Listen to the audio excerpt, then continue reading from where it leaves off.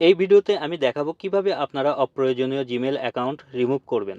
আমরা যদি লক্ষ্য করি দেখা যাবে আমাদের প্রত্যেকেরই মোবাইলে একাধিক জিমেল অ্যাকাউন্ট ক্রিয়েট করে লগইন করা আছে বিভিন্ন কারণে, যা পরবর্তীতে রিমুভ করার প্রয়োজন হয়।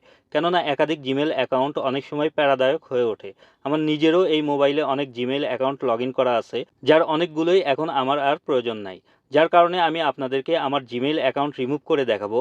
তাই ভিডিওটি স্কিপ না করে একদম শেষ পর্যন্ত দেখতে থাকুন। আর যদি ভিডিওটি ভালো লেগে থাকে তাহলে অবশ্যই সাবস্ক্রাইব করতে ভুলবেন না, সঙ্গে একটা লাইকও দিয়ে দিবেন। সো বন্ধুরা, জিমেইল অ্যাকাউন্ট রিমুভ করার জন্য চলে যাই আমার জিমেইল অ্যাপসে। তারপর ডান সাইডে ওপরে আমার প্রোফাইল আইকনে ক্লিক করি। এখন এখানে দেখেন আমার সবগুলো জিমেইল অ্যাকাউন্ট শো করতেছে। এখান থেকে যেটা আমার লাগবে না সেই জিমেইল অ্যাকাউন্টটা এখন আমি রিমুভ করে দিব। রিমুভ করার জন্য নিচে দেখেন manage account on this device, এই অপশনে ক্লিক করি। তারপর যে অ্যাকাউন্টটা আমি রিমুভ করতে চাই ওইটার উপর ক্লিক করি। তারপর এখানে রিমুভ অ্যাকাউন্ট এই অপশনে ক্লিক করি। এরপর আবার রিমুভ অ্যাকাউন্ট এটাতে দিয়ে দিই।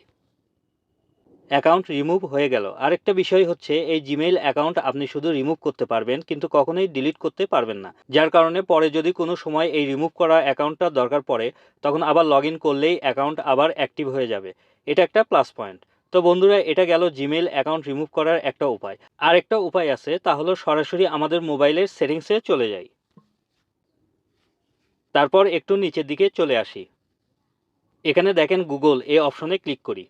এরপর ম্যানেজ ইওর গুগল অ্যাকাউন্ট এটাতে ক্লিক করি। এখন এখানে দেখেন কোথাও কিন্তু কোনো ধরনের অপশন নাই জিমেল অ্যাকাউন্ট রিমুভ করার। সেক্ষেত্রে এখন আমার এই প্রোফাইলে ক্লিক করি। তারপর আগের মতোই এখানে দেখেন আমার সবগুলো জিমেইল অ্যাকাউন্ট শো করতেছে। এরপর manage accounts on this device এটাতে ক্লিক করি। এখন যেই অ্যাকাউন্টটা রিমুভ করতে চাই ওটাতে ক্লিক করি। তারপর রিমুভ অ্যাকাউন্ট এটাতে ক্লিক করি। আবার রিমুভ অ্যাকাউন্ট এই অপশনে ক্লিক করি। অ্যাকাউন্ট রিমুভ হয়ে গেল। সো বন্ধুরা, ভিডিওটি যদি ভালো লেগে থাকে তাহলে অবশ্যই সাবস্ক্রাইব করতে ভুলবেন না। ধন্যবাদ সবাইকে।